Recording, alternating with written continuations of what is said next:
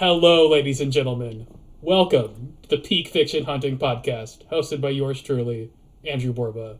This is the podcast where we talk about popular fiction, one might even say pop culture, and really try to dig into it in depth. Things are always deeper than they might first appear. And to that end, today we are going to be talking about everybody's favorite friendly neighborhood superhero, Spider-Man. I have a good friend of mine and certified Spider-Man expert here, Wally, to talk to me.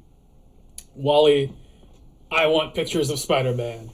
Oh man, pictures of Spider-Man are my favorite. Like, did you know they make entire books about just pictures of Spider-Man? I highly doubt they do that.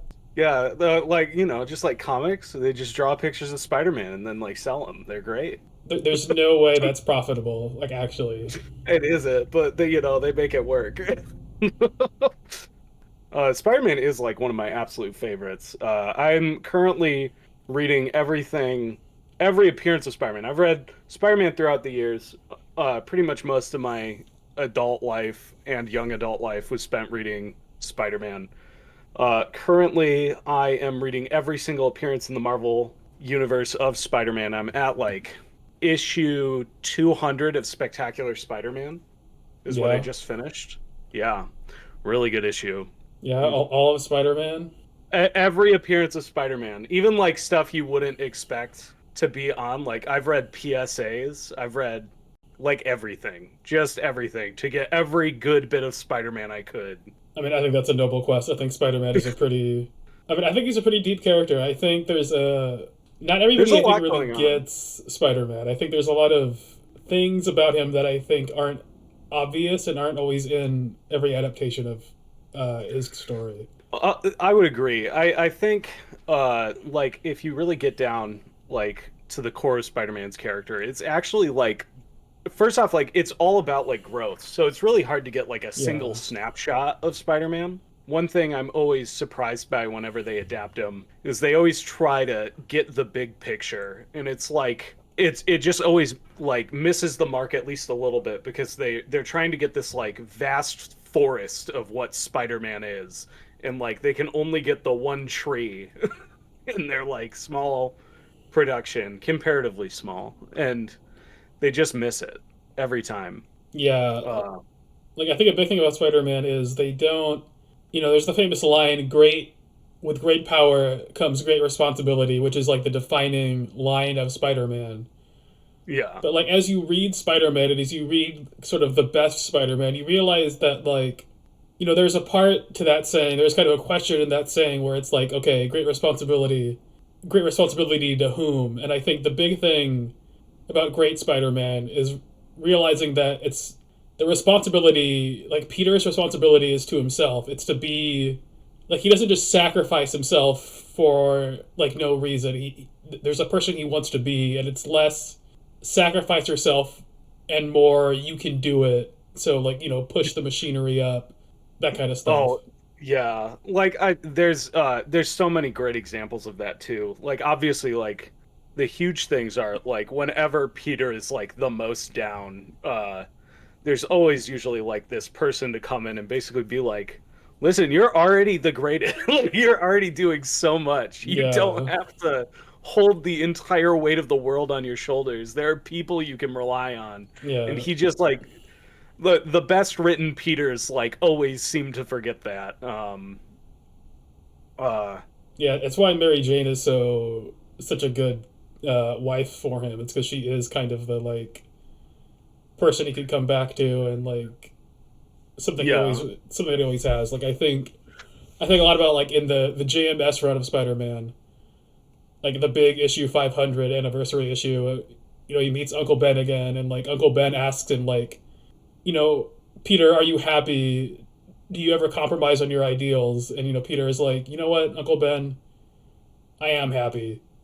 And then like Uncle Ben is like, yeah, Peter, like that means that I've taught you well and your life has meaning. And it always like it's an aspect of Spider-Man that might be forgotten, I think, by people who only really know just kind of the basics of Spider-Man. You know what I mean? One of my favorites is like it's in like the origin of Mary Jane, like the first issue where they really go into like who Mary Jane is and actually try to define her character, is like so much of Mary Jane is actually like her as a child up to being a young adult and all the way into college trying to run from any sort of responsibility. And like it really is like Hmm. Spider-Man's so perfect for her because like Spider-Man's the kind of person who takes in too much of the responsibility, and like Mary Jane's someone who's like so afraid of any sort of responsibility. And like when they kind of meet, they are able to balance each other out, and it's always really good. Like if you've Yeah. not read Spider-Man, I think it's really easy to miss how perfect a character Mary Jane is, and how, because I feel like they miss the mark a lot of the time, but she is just absolutely spectacular. Yeah, it's why Black Cat I think is actually such a great Spider-Man villain because she does represent like Spider-Man like just not having any responsibility Oh yeah, in his just love like what if life. you like it's just like what if you gave up all the stuff that makes your life hard and only did what's fun? that's Yeah. that's what Black Cat is, and like the best Black Cat stories. I love Black Cat. She's really good. And she really complements Peter so well. I Uh, mean, so Spider-Man and other kinds of mediums, right? Spider-Man isn't just in comics. We kind of of have course. picked on other variations on Spider-Man, but I mean, let's have this discussion. Like, I think Spider-Man 2, the movie, is a pretty good representation of Spider-Man. Do you have any other? Do you have any My favorites? personal favorite is Greg Weisman did a TV series called Spectacular Spider-Man, and that was right before like a lot of the Disney buying Marvel stuff happened. And I feel Hmm. like that is the definitive like they really understood like Spider-Man's too big, we have to pick a part to focus on, and they really like decided to adapt the Steve Ditko and John Romita Jr. era of Spider-Man as best they could, and they did an absolutely spectacular job with it. It is super great. Yeah, I mean, that's a The really only, good era of Spider-Man. I mean, it is. I do have like a personal attachment. I think like the Steve Ditko stuff is really easy to write off because it's like so old. Yeah. But I think there's like a lot of heart in there that you just completely miss if you're not paying attention. Like everyone knows the Master Planner stuff, which is like where Peter lifts the giant uh Machine. the giant machine, one of many giant machines that Peter Yeah, I lifts. mean, it's super impressive. Like, that just comes, like, I once heard it said, like, Steve Ditko pulls that out of, like, thin air. It's like, it's really, like, It's peak, it's peak super iconic. it's so funny because like if you read stories about it, like Stan Lee was like, and we'll have them fight for the entire issue. We'll just have them fight henchmen, and then he'll go beat up Doc Ock. And Steve Ditko was like, "No, you don't understand. I'm spending the entire issue having Peter lift up a machine." He's like, "What? Yeah, I'm just gonna have him lift up this single machine." And like Stan Lee was like adamant that that wouldn't work. And needless to say, like it really worked. It's super cool. It's so good. Yeah. But there's also like stuff where it's like you'll have like some of the better, there's like a lot of really good characters that get lost in that era too. Like I personally have always super appreciated the first appearance of Craven the Hunter a lot. Hmm. Um Iconic because character. like he's so good. But like if you actually like read Spider-Man especially, like Craven only appears like in quite a bit in quite a few comics, like very few relatively speaking. He's like got like probably like 6 or 7 individual stories that are notable before Craven's Last Hunt, which is the one where he dies. And then like Yeah. after that, there's a bunch Iconic more. storyline. It's such a good one too. Because it is like that one also is about like what makes Peter the best at being Peter. Uh Yeah. oh man, there's like a sequel to that. I don't know if you're familiar, but there is I like have read it. I don't remember everything about it, but it was. I mean, it does kind of come out of nowhere in like that part of Spider-Man, but it was good. oh, are you talking about Child Within or are you talking about the Grim Hunt, I think it is. There's two different ones. I'm talking about the one by J.M.D. Mateus and Sal Buscema, Yeah, which is I think it yeah, was JMD again. yeah. Um, and it's like this whole story about it doesn't even feature Craven because like even though it's a sequel to Craven's Last Hunt, Craven's dead, so they can't Yeah, really use him. And it's this entire story about how like uh Harry Osborn goes into like absolute mania and how Peter is the only kind of person who can really try and talk him out of it. And it's also got like Vermin in it, who's a prominent character in Last Hunt, who's like this profoundly damaged character who's just desperate for like any sort of human interaction that isn't exclusively negative. Um, yeah, like it's just really good stuff. Like Child Within is great. yeah. You know, we've kind of talked about we've talked about like the more iconic parts of Spider-Man. You know, Craven's Last Hunt, JMS run. You know, all pretty popular. Even Steve Ditko. Is there any like kind of obscure Spider-Man I think moments you think are really important? I think as far as obscure Spider-Man moments that I think are super important, I think Bill Mantlow's run of Spider-Man, which is Spectacular Spider-Man 61 to 89, that is the whole Black Cat story. That's like Black Cat comes back after being like a one-off, write-off villain that nobody thought was going to do anything with. And she really becomes this like full-on character. She goes through this whole arc and love with Spider-Man, and Bill Mantlo really like nails the character of that. I think that runs absolutely spectacular, and I never see people talking about it a lot. But I think it's very good. I would also say like, oh man, my brain just died. Yeah, Yeah, sorry about that. it's okay. Um, I thought we can talk about Spider-Man in the comics. yeah, You know, main universe Spider-Man kind of not hot right now, but for yeah, Spider-Man main fans, we have universe Spider-Man. Ultimate Spider-Man. So Ultimate Spider-Man's so good. Ultimate Gosh, Spider-Man is I really good. It it really feels feels like like you could just read Spider-Man, get to one more day, and then just start reading Ultimate Spider-Man as like an alternate yeah. universe where Spider-Man doesn't die off a cliff. Oh, you could totally see the reality where it's you just Spider-Man wishes instead of wishing for his marriage to be undone, wishes for Uncle Ben back, Aunt May and Uncle Ben back to Mephisto in exchange for getting rid of his spider powers.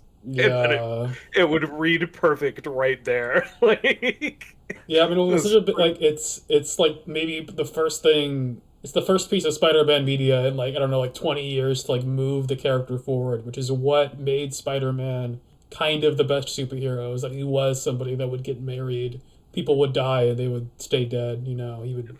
some people would come back to like here's the other thing is it's like the cast changed in Spider-Man a lot, and like one of the things that like really cements Spider-Man as like as good as it is like how strong his supporting cast is. Flash Thompson is probably my favorite Spider-Man character, period. And like if you know nothing about Spider-Man aside from the movies, you'd probably call me absolutely insane because he's just the guy who bullied Peter as a kid, but he Yeah. gets like this full redemption arc. He becomes Peter's best friend. He's like best man at his wedding. Like they become best friends, and it's great stuff. Harry Osborn, great character. Absolutely stellar character. Really well written. Ends up marrying like Liz Allen, who's like one of the most underrated Peter love interests. Original Peter Parker was in love with like Betty Brant, and that's in the Steve Ditko run. And Hmm. that whole relationship goes out where like Peter starts at this like very vulnerable teenage ideal of love. And then like as they grow older and Peter starts to graduate high school, they just move in opposite directions. Like Betty is just interested in a normal average life and Peter is looking for something more. And there's this amazing moment where the Peter's romantic rival against Betty, Ned Leeds, like fully Hmm. gets Betty and like dates Betty. And Peter is looking at her picture, standing over it, and he's just like, I'm not even sad. I've already moved on from her. And it's such a like perfect encapsulation of like young romance. And then like Betty gets to be a full character in the Spider-Man comics for years on too. And it's just good stuff. Hmm. Liz Allen is another character who like starts off as just the like hot girl who gets interested in Peter after Peter beats up Flash Thompson, but eventually she becomes like married to Norman Osborn or Harry Osborn, not Norman Osborn. That'd That'd be be pretty pretty crazy. messed up. That'd be pretty messed up. I hope no one does a run where Norman dates a teenager, That, but that would never happen. Don't worry. that would never happen. Anyway, we But are kind of running out of time a little bit, so oh, I'm sorry. Yeah. it's fine. It's all great. Kind of like our send off. What would you say are kind of the top five runs on the character iterations? Even just like what did the people need to be reading or watching or playing? Uh, I I think like I know your favorite, and it is one of my favorites, and it's the one I Yeah, like the first JMS. really got into is JMS Spider-Man. I Yeah, think J. Michael you sh- Straczynski. yeah, you can't go wrong with J. Michael Straczynski's run. It's fairly long. It goes over like a very exciting like revitalization of the character. It's very good in that sense. I would Norman say might date a teenager. Not yeah. JMS's fault. I will say Steve Ditko is a classic, Yep. and if you're put off by reading it because it's old, definitely reconsider. It is totally readable even nowadays as like really good writing. It holds up very well. I fully agree. Spectacular Spider-Man by Bill Mantlo, which is 61 to 89 of Spectacular Spider-Man. That run is super strong, just a really consistent They definitely have um that in the Masterworks yeah. collection. Spectacular. Roger Stern's run is really good. That's the one that Roger Stern was really interested in, like really making him like a pulpy hero. So there's lots of like fights and stuff in it. Hmm. That's Spectacular Spider-Man 43 to 61, and then Amazing Spider-Man 224 to 252, We got like 40 and then seconds left. and then Spectacular Spider-Man 178 to 200, which is JMD, and it's really good. It's the All best right. one. We are out of time. Thank you, Wally. Yeah, no problem. And everybody, get pictures of Spider Man. What more could I say? Thank you.